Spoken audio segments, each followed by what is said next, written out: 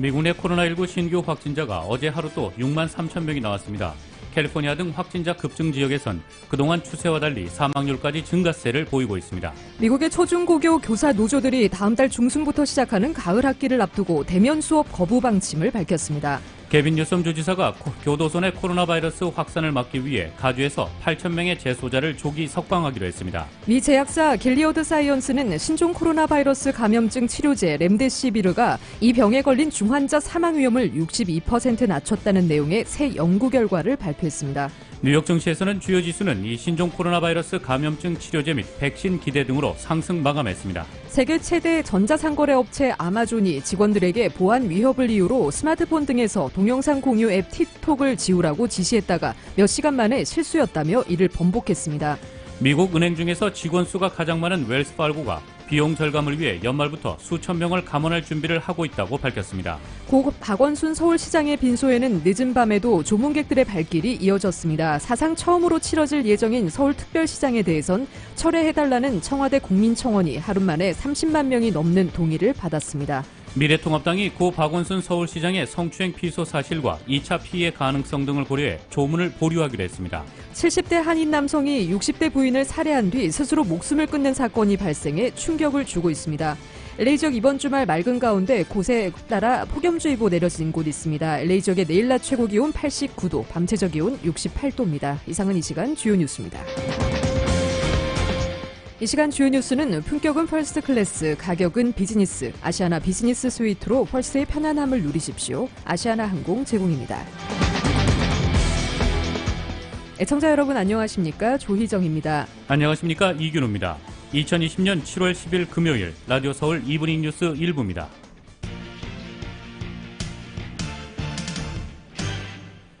일부 첫 소식 전해드리겠습니다. 미국 내 코로나19 신규 확진자가 어제 하루 또 6만 3천 명이 나왔습니다. 캘리포니아 등 확진자 급증 지역에선 그동안 추세와 달리 사망률까지 증가세를 보이고 있습니다. KBS의 보도입니다. 주차장이 아닙니다. 코로나19 검사를 받기 위해 사람들이 타고 온 차량들이 줄지어 대기하고 있는 겁니다. 새벽 1시에도 기다란 차량 행렬이 이어졌습니다. I don't have a choice. Because you don't have insurance. Correct. And I'm not going to get on the back of the line like I did last week. 엔진 과열로 차량이 전소됐고 수백 명은 결국 코로나 검사를 받지 못한 채 귀가했습니다. 미국 내 코로나19 재확산 상황의 심각성을 보여주는 단면입니다. 미국 내에서 어제 하루에만도 6만 3천여 명의 신규 확진자가 나왔습니다. New cases now 60,000. It'll be 70,000 by next week and rapidly approaching that 100,000 cases per day. 특히 코로나19 확진자가 급증하고 있는 캘리포니아와 플로리다 등 6개 주에선 사망률까지 증가세를 보였습니다. 그동안 확진자가 증가해도 사망자 수는 감소세를 보이자 트럼프 대통령과 그의 지지자들은 코로나 바이러스의 99%는 완전히 무해하다고 주장했습니다. 이에 대해 파우치 박사는 파이낸셜 타임스와의 인터뷰에서 분명히 그렇지 않다고 말했습니다. 보건 전문가들은 코로나19 신규 확진자 사례보다 사망자의 수치 변화는 몇 주 뒤쳐져 나올 수 있다며 사회적 거리두기와 방역 강화를 촉구했습니다. 뉴욕에서 KBS 뉴스 김철호입니다. 미국의 초중고교 교사 노조들이 다음 달 중순부터 시작하는 가을 학기를 앞두고 대면 수업 거부 방침을 밝혔습니다. 관련 소식 정현호 기자가 보도합니다. 신종 코로나 바이러스가 재확산되는 캘리포니아주와 텍사스, 아리조나, 플로리다주의 교사 노조들은 대면 수업 재개에 반대하는 입장을 잇따라 내놨습니다. 최근 다나주 트럼프 대통령이 올 가을 학기에는 반드시 학교문을 열어야 한다며 각 주정부의 대면 수업 정상화를 압박했지만 일선 교사들은 무작정 학교문을 열었다가 선생님이 병에 걸리면 아이들도 가르치기 힘들다며 반발하고 있습니다. 캘리포니아주의 최대 교원 노조인 캘리포니아 교사협회는 어제 주 교육당국에 서한을 보내 교사와 아이들의 안전이 담보되지 않으면 학교문을 다시 열어서는 안 된다며 오프라인 수업이 아닌 100% 온라인 수업을 요구했습니다. LA 교원 노조도 오늘 별도의 성명을 내고 코로나19 신규 확진자가 연일 최고치를 기록하는 상황에서 아이들의 등교는 안전하지 않다며 대면 수업 반대 입장을 밝혔습니다. 세실리 마요트 크루즈 LA 교원노조 위원장은 대부분의 저소득층과 라틴계 가정 아이들은 코로나19에 취약하다며 트럼프 대통령은 보건 문제를 정치적으로 풀어서는 안 된다고 비판했습니다. 텍사스주 북부 지역의 교사 2만 6천 명을 대표하는 교육자 통합협의회 노조는 성명을 내고 교실, 스쿨버스, 학교 식당에서 아이들의 사회적인 거리 등에는 거의 불가능하다고 지적했습니다. 텍사스주 오스틴 교사노조도 대면 수업 재개는 건강에 중대한 위험을 야기한다며 온라인 수업을 요구했습니다.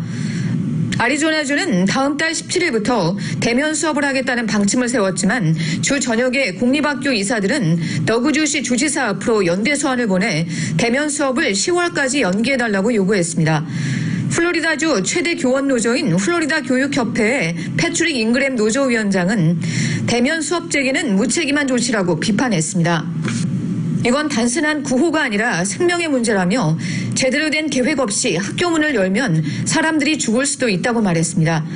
이와 함께 버지니아주 페어팩스 카운티의 세계 교사 노조도 온라인 회의를 열고 카운티 교육당국에 대면 수업 불가 입장을 전달하기로 의견을 모았습니다. 라디오 서울 뉴스 정연호입니다. 미 제약사 길리어드 사이언스는 신종 코로나 바이러스 감염증 치료제 렘데시비르가 이 병에 걸린 중환자 사망 위험을 62% 낮췄다는 내용의 새 연구 결과를 발표했습니다. CNBC 뉴스에 따르면 길리어드는 렘데시비르를 투여한 코로나19 중환자와 통상적 치료만 받은 중환자를 비교한 3단계 시험에서 이 같은 데이터를 얻었다고 밝혔습니다. 렘데시비르를 처방받은 환자의 14일 내 사망률은 7.6%로 통상적 치료만 받은 환자의 같은 기간 사망률 12.5%보다 뚜렷하게 낮았습니다. 또 렘데시비르를 투여한 중환자의 74.4%가 14일 안에 회복한 반면 나머지 중환자는 59.0%만 이 기간 내에 회복한 것으로 나타났습니다. 다만 길리어드는 이번 발표 내용과 관련해 곧 진행할 추가 임상시험에서 확인할 필요가 있다고 단서를 달았습니다. 미국에서 신종 코로나 바이러스 감염증 대응을 이끄는 앤서니 파우치 박사가 코로나19 환자의 99%가 무해하다는 도널드 트럼프 대통령의 발언에 대해 명백히 그렇지 않다고 말했습니다. 파우치 미 국립보건원 산하 국립알레르기 전염병연구소 소장은 이날 트럼프 대통령의 발언이 사실이냐는 질문에 이같이 언급했습니다. 앞서 트럼프 대통령은 지난 4일 미국에서 약 4천만 명에 대해 코로나19 검사를 했다며 그만큼 검사를 한 결과 확진자가 많이 발생했지만 99%는 완전히 무해하다고 말했습니다. 파우치 소장은 이 질문에 내가 추측하기로는 누군가 일반적 치명률이 약 1%라고 대통령에게 말했고 대통령은 해석하기를 그렇다면 99%는 문제가 아니라고 한 것 같다며 이는 분명히 그렇지 않다고 말했습니다. 워싱턴 포스트는 다른 트럼프 행정부 관리들은 환자의 99%는 무해하다는 트럼프 대통령의 주장에 대한 질문을 회피하거나 두둔하려 해왔다고 지적했습니다. 개빈 뉴섬 주지사가 오늘 발표한 브리핑에 따르면 가주에 수감되어 있는 8,000명이 넘는 경범죄제 수감자들을 코로나19 확산 방지를 위해 조기 퇴소시킬 것이라고 전했습니다. 이번 달 안에만 절반인 4천여 명의 수감자가 풀려날 전망입니다. 가주 정부는 이번 조기 퇴소 조치에는 성폭행범, 살인자, 폭력범죄 등 중범죄자들은 포함되지 않는다고 밝혔습니다. 가주 정부는 경범죄 수감자 조기 퇴소에 대해 커뮤니티의 보건과 안전을 위해 내린 조치라고 전했습니다. 코로나19 확산세가 급증함에 따라 식당 내 영업을 금지하고 야외 패리오 영업만 허용하면서 식당의 야외 패리오 영업을 위해 시내 곳곳에 차량 통행을 폐쇄하는 곳들이 생기고 있습니다.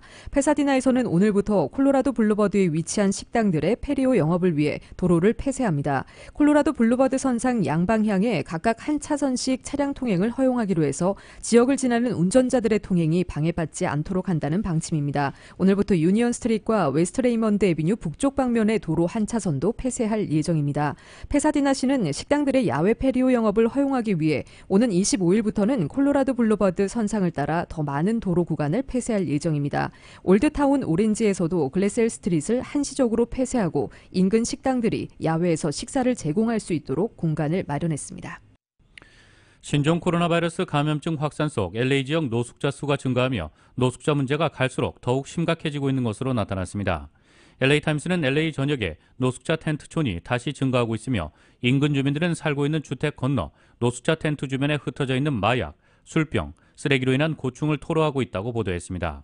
신문에 따르면 노숙자 텐트 인근 주민이 노숙자 사이 싸움이나 과도한 노출을 신고하기 위해 경찰에 여러 번 신고했지만 출동하지 않았습니다. 이글락에 있는 어니 주니어 레스토랑 건물 인근도 대표적인 LA 노숙자 밀집 지역으로 노숙자 텐트와 쓰레기로 둘러싸여 있습니다. LA 홈리스 서비스국 아마드 제프먼은 LA 카운티 거리에서 살고 있는 노숙자는 6만 6천 명으로 지난해 대비 13%나 증가했다며 전염병이 노숙자 상황을 더욱 악화시킬 가능성이 높다고 지적했습니다. 콜럼비아 대학교 연구진은 코로나19로 인해 급증하고 있는 실업률이 캘리포니아 노숙자 수를 20%나 증가시키며 노숙자 인구가 15만 명에서 18만 명 이상으로 증가할 수 있다고 전망했습니다. 이에 따라 LA 홈리스 서비스국은 새로운 코로나19 복구 플랜을 추진해 거리 텐트에 살고 있는 15,000여 명의 노숙자들을 임수 거주 시설 등으로 수용하고 장기적인 주택 거주와 치료 지원을 하겠다는 계획입니다. 2020년 연방 센서스 인구 조사가 시작된 지 3개월이 지났지만 한인타운을 비롯한 LA 지역 주민들의 참여율이 여전히 저조한 것으로 나타난 가운데 한인 사회의 미래에 매우 중요한 센서스 참여율을 높이기 위해 LA 한인회를 비롯한 한인단체들이 한인들의 센서스 참여 동력 캠페인을 다시 시작했습니다. 연방 센서스국에 따르면 지난 2010년 연방 센서스 인구 조사 한인 밀집 지역 응답률은 40%로 미 전역 평균 74%보다 월등히 낮았습니다. 또 센서스국이 지난달 30일 발표한 2020년 상반기 전국 지역별 센서스 참여율 현황 자료에 따르면 지난달 29일 기준 전국 61.8%, 캘리포니아 62.9%, LA 카운티 58%였지만 LA는 51.4%에 머물렀으며 특히 LA 한인타운 지역에선 40%가 채 안 되는 곳도 있었습니다. 2020년 센서스를 앞두고 LA 한인회 등 10여 개 한인단체들은 한인 참여율을 높이기 위한 공동 태스크포스를 구성해 단체별 아웃리치 구역과 홍보 일정을 논의했지만 신종 코로나 바이러스 감염증 사태에 따라 센서스 참여 홍보 활동이 예정대로 이뤄지지 못해왔습니다. 센서스 인구조사는 웹사이트 my2020 census.gov에서 한국어를 선택하거나 한국어 전화 844-392-2020 844-392-2020을 통해 한국어로도 참여할 수 있습니다. 8월 중순부터 미참여자들에 대한 확인 및 독려 절차가 시작되며 10월 31일 마감됩니다. LA 한인타운 벌먼 애비뉴에 신축되고 있는 21층 높이의 LA 카운티 정신건강국 신청사가 오는 2021년 10월 완공을 앞두고 한인사회에 공개됐습니다. 한인타운 한복판에 들어서는 LA 카운티 신청사의 신축 공사가 현재 70에서 80% 정도 완료된 가운데 이날 신청사 현장에는 마크 리들리 토마스 LA 카운티 슈퍼바이저의 안내로 한인단체 관계자들과 취재진이 내부를 사전에 둘러보는 기회를 가졌습니다. 이날 리들리 토마스 슈퍼바이저는 LA 카운티 정부 소속 직원들이 새로운 시설에서 주민들과 커뮤니티와 더욱 가깝게 일할 수 있게 됐다면서 뿐만 아니라 개발 프로젝트는 한인타운 지역 경제 활성화와 일자리 창출에도 기여하게 될 것이라고 말했습니다. 이날 투어가 이뤄진 곳은 21층 규모의 오피스타워 건물로 LA 카운티 정신건강국과 카운티 고용개발국, 카운티 지역사회 및 노인복지 서비스국 등이 입주할 예정입니다. 해당 건물은 벌먼트 코리도 건설 프로젝트의 일부로 이어 나머지 부지에는 6층 규모의 72유닛 노인 아파트와 13,200스퀘어피트 규모의 커뮤니티 센터가 들어서며 또 다른 부지에는 총 172유닛으로 구성된 아파트가 차례대로 신축됩니다.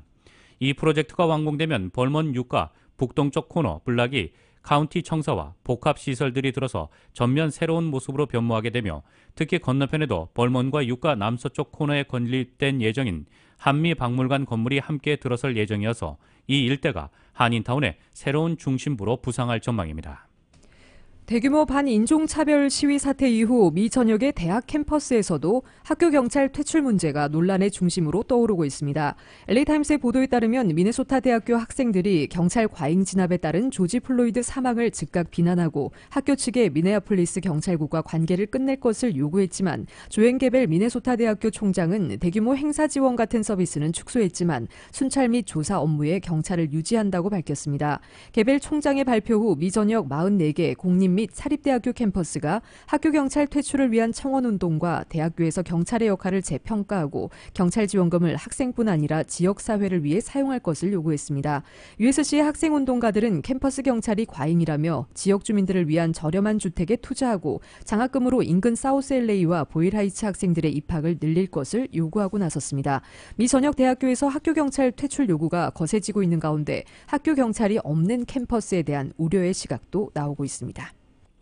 70대 한인 남성이 60대 부인을 살해한 뒤 스스로 목숨을 끊었습니다. LA 카운티 셰리프국에 따르면 지난 6일 오후 경관들이 알케디아 지역의 500블럭 로스알토스 애비뉴에 위치한 주택에서 자살 사건이 발생했다는 신고를 받고 출동했습니다. 경관들은 현장에 도착해 차고에서 숨진 남성 1명과 집안에 숨져있는 여성 1명을 발견했습니다. LA 카운티 검시국은 이들의 신원이 한상철 씨와 한임숙 씨 부부로 확인됐다고 밝혔습니다. LA 카운티 셰리프국과 검시국, 알케디아 경찰국에 따르면 사건 당시 남편 한 씨가 부인을 집안 화장실에서 살해한 뒤 자신은 이 주택의 차고에서 스스로 목을 매 숨진 것으로 추정되고 있습니다. 이후 한 씨 부부는 집을 방문한 가족에 의해 발견됐으며 경찰은 이들 부부가 현장에서 숨진 것으로 나타났다고 밝혔습니다. 이번 사건이 발생한 곳은 LA 동부 알케디아의 조용한 주택가로 주변에는 아시아계 주민들이 많이 거주하는 지역입니다. 사고 현장 이웃의 주민들은 이같이 조용한 동네에서 한인 부부가 살해 후 자살 사건이 발생한 것에 대해 충격적이라는 반응으로 말을 아끼는 모습이었습니다.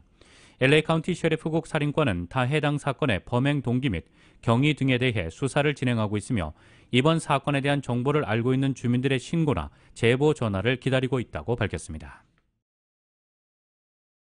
경찰이 서울 성북구 북악산에서 숨진 채 발견된 고 박원순 서울시장의 부검을 진행하지 않겠다고 밝혔습니다.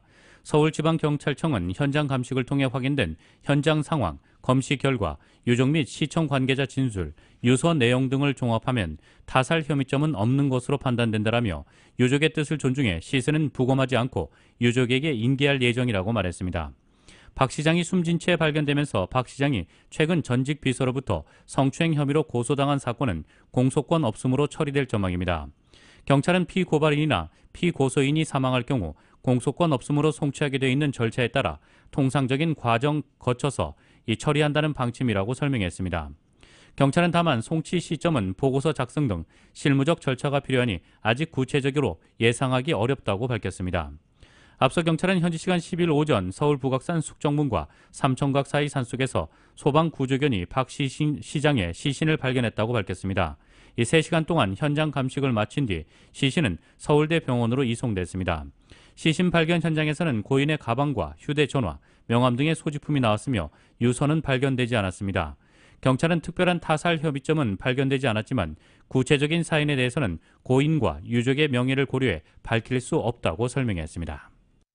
고 박원순 서울시장의 빈소에는 늦은 밤에도 조문객들의 발길이 이어졌습니다. 사상 처음으로 치러질 예정인 서울특별시 장애대에선 철회해달라는 청와대 국민청원이 하루 만에 30만 명이 넘는 동의를 받았습니다. YTN의 보도입니다. 어두운 밤 고 박원순 서울시장의 빈소가 마련된 장례식장에 조문객 발길이 이어집니다. 빈소를 찾은 공직자와 정치권 인사는 대부분 눈시울이 붉어진 채 말을 잇지 못했습니다. 어떤 인연으로 진짜 오셨는지. 잠이 안 와가지고 가슴이 한번 죽었어. 새벽 1시에 딱 나타납니다. 앞서 오후에는 청와대에서 노영민 대통령 비서실장과 강기정 정무수석이 빈소를 찾았습니다.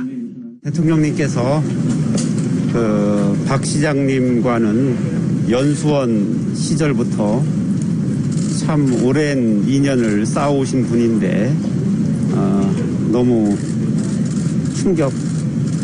충격적이라는 말씀을 하셨습니다.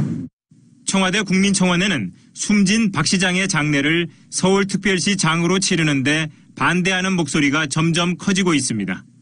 청원에 동의한 사람이 하루 만에 30만 명이 넘었습니다. 한편 숨진 박 시장의 사망 경위를 조사하는 경찰은 타살 혐의점은 없었다고 결론 내렸습니다.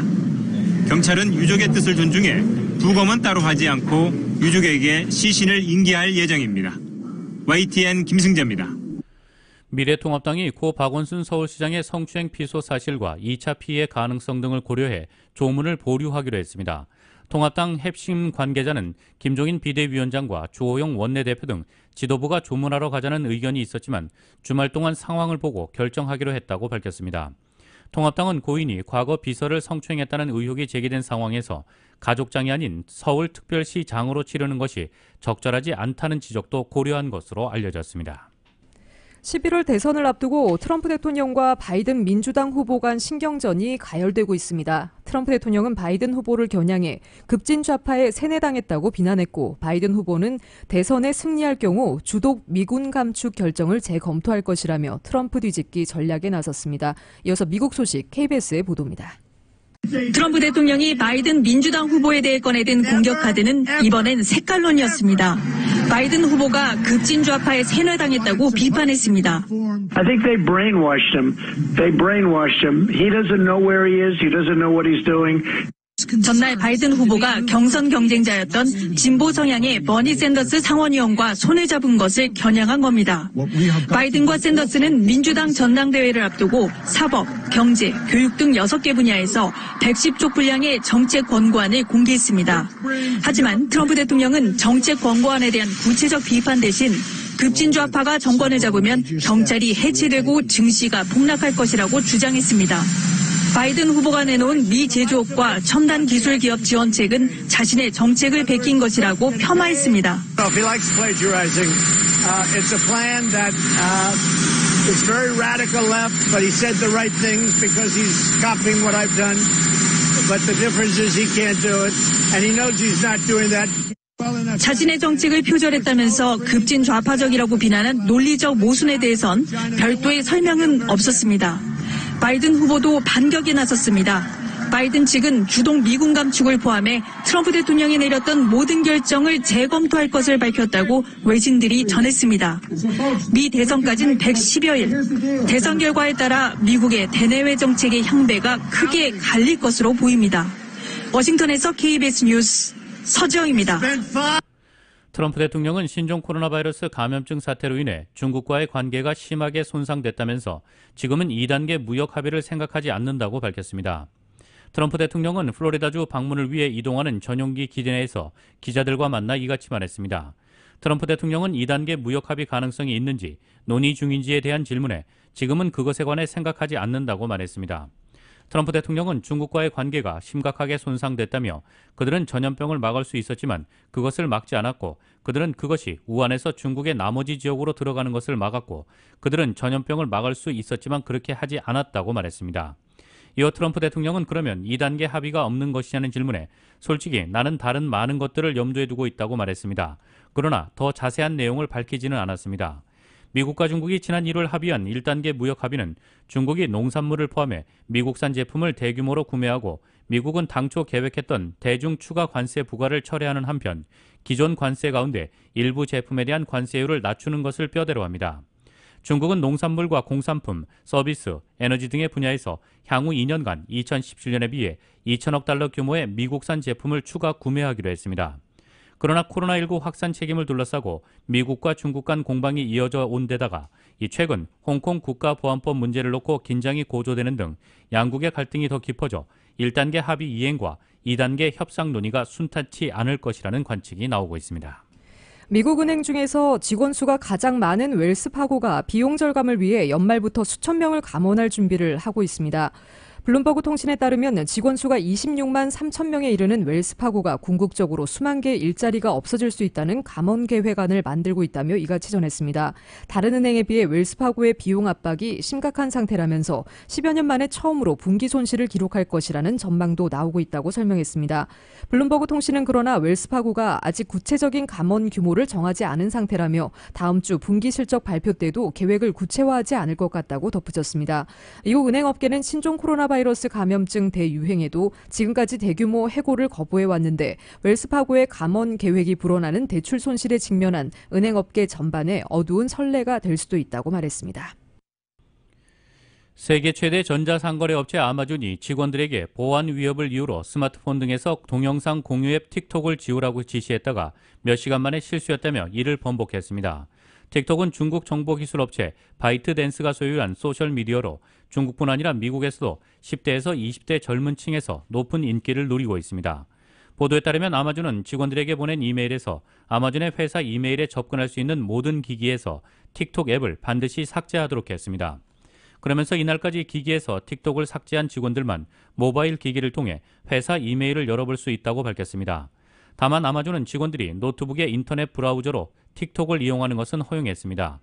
아마존은 미국 내에 약 50만 명의 직원을 두고 있습니다. 그러나 아마존은 이런 내용이 언론에 보도된 뒤 이 이메일이 실수로 직원들에게 보내졌다고 해명했습니다. 아마존 대변인은 틱톡과 관련해 지금은 우리 방침에 변화가 없다고 말했습니다.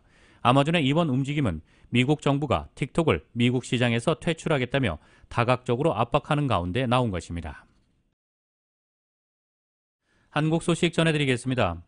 문재인 대통령의 국정 지지도가 2달 만에 24%포인트나 급락한 여론조사 결과가 나왔습니다. 부동산 정책에 대한 부정적인 평가가 지지율 하락의 가장 큰 이유로 꼽혔습니다. 이 다주택 보유 논란을 부른 청와대와 정책 실패의 책임을 지라는 요구를 받는 내각 모두 시험대에 올랐습니다. YTN의 보도입니다. 지난주 목요일 청와대에서는 부동산 관련 2가지 발표가 있었습니다. 대통령이 국토부 장관에게 필요하다면 주저없이 추가 대책을 만들라고 지시했습니다. 비서실장은 청와대 다주택 참모 12명에게 이달 안에 한 채만 남기고 팔라고 권고했습니다. 그런데 정작 자신이 서울 반포를 남기고 청주의 아파트만 팔겠다고 선택하면서 대통령의 의지마저 퇴색했고 비판은 여권 안에서도 쏟아졌습니다. 좀 아쉽다 이런 생각이 듭니다. 아까 제가 말씀드린 것과 똑같이 합당한 처신, 합당한 조치가 있기를 기대합니다. 노영민 실장은 결국 집 2채를 다 내놨지만 실망한 민심을 돌려놓지는 못한 것으로 보입니다. 이번 주 한국갤럽 조사에서 문 대통령의 국정 지지도가 6주 연속 하락하며 47%를 기록했습니다. 2달 전에 비해 24%포인트나 떨어졌습니다. 부정평가 이유는 가장 많은 25%가 부동산 정책 때문이라고 답했습니다. 청와대와 정부는 발등에 불이 떨어졌습니다. 이른바 똘똘한 한 채 논란으로 엉뚱하게도 부동산 문제의 핵심으로 올라선 청와대 참모들의 다주택 해소 시한은 20일 남았습니다. 다주택자의 종부세율을 올린 이번 22번째 부동산 대책을 시장에서 어떻게 판단할지에 따라 경제부 총리와 국토부 장관의 책임론도 영향을 받게 됩니다. 문재인 대통령 조속히 김현미 국토부 장관 해임하십시오. 그렇지 않으면 국회에서 해임 건의권을 행사할 것입니다. 청와대는 참모 개편이나 장관 교체는 지금으로서는 전혀 검토하지 않고 있다는 입장입니다. 그렇지만 집값 반드시 잡겠다는 대통령의 약속에 걸맞는 정책 성과와 신뢰 회복이 나타나지 않을 경우 9월 정기국회 시작 전에 청와대와 내각의 쇄신 카드가 검토될 가능성이 커 보입니다. YTN 신호입니다. 법원이 북한과 김정은 국무위원장의 손해배상 책임을 처음으로 인정한 판결이 나오면서 비슷한 줄소송이 이어질 움직임을 보이고 있습니다. 천안함 폭침과 연평도 포격 사건 피해 가족들도 소송을 준비하고 있는데 이 소송에서 이기더라도 앞으로 어떻게 배상금을 받아낼지가 관건입니다. YTN의 보도입니다.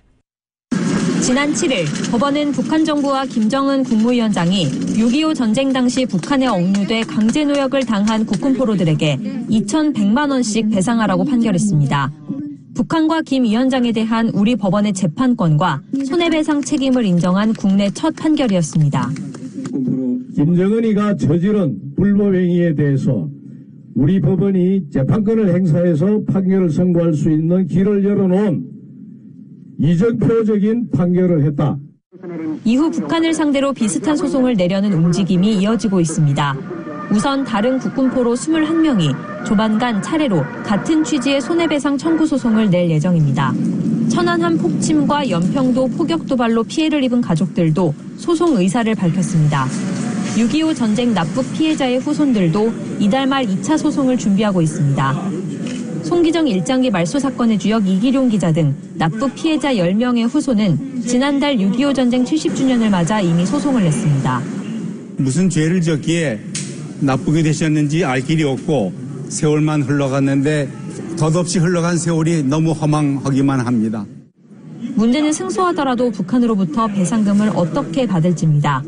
애초 국군포로들 대리인단은 국내 법원에 공탁된 조선중앙TV 저작권료 20억 원의 압류를 걸어 배상금으로 받을 계획이었습니다. 그러나 이 공탁금을 출급할 권한이 북한이 아닌 남북경제문화협력재단에 있는 것으로 확인돼 절차가 더 복잡해졌습니다. 경문협은 남북저작권센터로부터 저작권료를 받아 북한에 보내오다 국제사회의 대북제재 이후 송금을 중단한 상태입니다. 따라서 제3채무자인 경문협이 북한 대신 배상할 이유가 없다고 거부할 경우 경문협이 북한에 돈을 지급할 채무가 있다는 걸 확인받아 다시 압류와 추심 절차를 거쳐야 합니다. 국군포로 측 대리인단은 조만간 법원에 압류 신청을 내는 등 절차에 착수할 예정이어서 배상금을 받는 과정에서 더 치열한 법리 공방이 벌어질 것으로 보입니다. YTN 강희경입니다.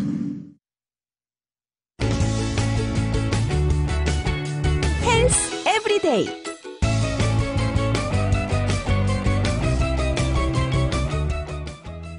복숭아는 더위를 이기는데 필요한 영양 성분이 풍부해 과일인데도 보양식품으로 꼽힙니다. 각종 비타민과 유기산 성분이 많아 혈액순환과 피로 해소에 도움을 줍니다. 이와 관련해 헬스라인닷컴 등의 자료를 토대로 7, 8월이 제철인 복숭아의 건강 효과에 대해 알아봅니다. 첫 번째, 기력 보충입니다. 복숭아가 건강에 좋은 것은 아스파르트산 때문입니다. 만성 피로 증후군 개선, 간 해독 및 항체 생성 촉진 등에 도움을 주는 성분입니다. 복숭아는 아스파르트산을 284에서 365mg 함유하고 있습니다. 사과나 오렌지, 포도보다 월등히 많은 양으로 무기영양소가 풍부하고 수용성 식이섬유인 팩틴과 폴리페놀의 함량도 높아 무더위에 대한 내성을 키워주는 효과가 있습니다. 또 땀을 흘렸을 때 빠져나가는 칼륨이 풍부해 이를 보충할 수 있습니다. 수분, 당분, 유기산도 많아 더위에 지친 몸에 활력을 불어넣어줍니다.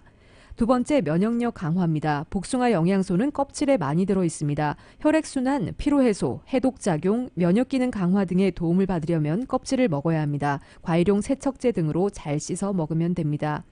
복숭아를 잘 먹는 방법은 어떤 것이 있을까요? 복숭아는 완전히 익힌 후 먹기 한두 시간 전 냉장고에 넣어 차갑게 한 뒤 껍질째 먹는 것이 좋습니다. 섭씨 0도에서 1도 정도의 냉장실에서 보관해야 단맛이 잘 느껴집니다. 이보다 낮은 온도로 내려간다면 단맛이 약해지므로 주의해야 합니다. 헬스 에브리데이.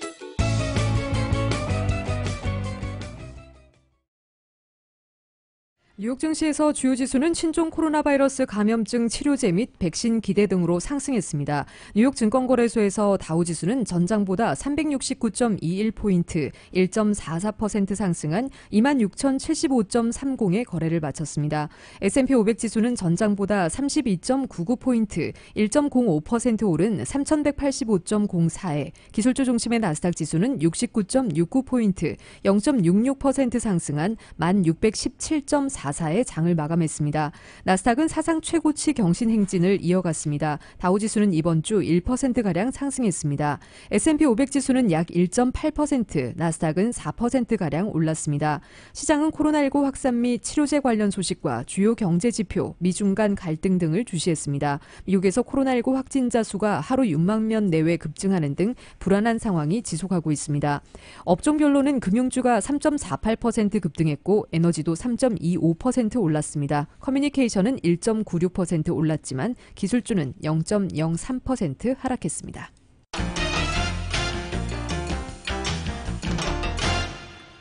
국제유가는 신종 코로나 바이러스 감염증 치료 기대에 힘입어 상승했습니다.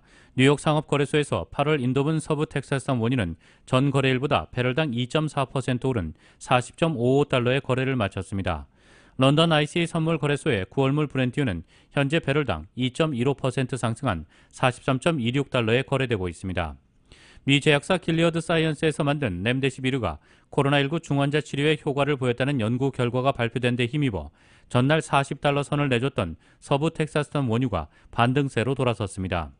독일 바이오엔테크가 연말까지 코로나19 백신 허가 신청 준비를 마칠 수 있을 것이라는 밝혔다는 보도도 투자 심리를 부채질한 것으로 보이고 있습니다. 국제 금값은 약보합세를 보였습니다. 뉴욕 상품거래소에서 8월 인도분 금은 온스당 0.1% 내린 1,801.90달러에 마감됐습니다. 도널드 트럼프 행정부가 프랑스의 디지털세에 대한 보복으로 고율 관세 부과를 선포했습니다. 미 무역대표부는 13억 달러의 프랑스 제품에 25%의 징벌적 과세를 부과한다고 밝혔습니다. 무역대표부는 미국의 IT 공룡들을 대상으로 한 프랑스의 디지털세가 불공정하게 미국의 디지털 기술 기업들을 겨냥하고 있다고 말했습니다. 프랑스의 화장품과 핸드백, 비누 등이 이번 관세 부과 대상이 됐습니다. 그동안 트럼프 대통령이 벼르던 프랑스산 와인과 치즈는 보복의 칼끝을 피해갔습니다.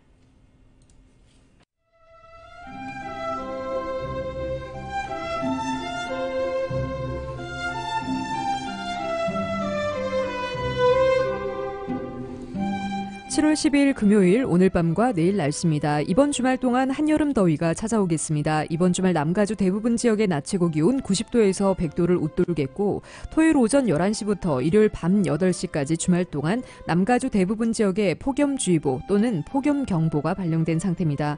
이번 폭염은 특히 멕시코에서 불어오는 열대계절풍 몬순의 영향으로 높은 습도까지 동반돼 후덥지근한 날씨를 보일 것으로 예상되고 있습니다. LA 한인타운의 내일 낮 최고 기온 89도, 밤 최저 기온 68도입니다. 오렌지 카운티 지역 94도, 69도, 벨리와 인랜드 엠파이어 지역 105도, 64도, 해안 지역의 내일 낮 최고 78도, 밤 최저 65도입니다. LA 지역 오늘 밤 5에서 10마일대 바람이 불겠습니다. 오늘 밤 최저 기온 65도입니다. 한국은 오늘 대부분 지방이 찜통 무더위를 보이겠습니다. 서울의 오늘 낮 최고 기온 화씨 86도, 밤 최저 기온 화씨 68도입니다. 이상으로 2020년 7월 10일 금요일 라디오 서울 이브닝 뉴스 1부, 2부 마칩니다. 지금까지 진행의 이균호, 조희정이었습니다. 건강하고 행복한 주말 보내시기 바랍니다. 고맙습니다.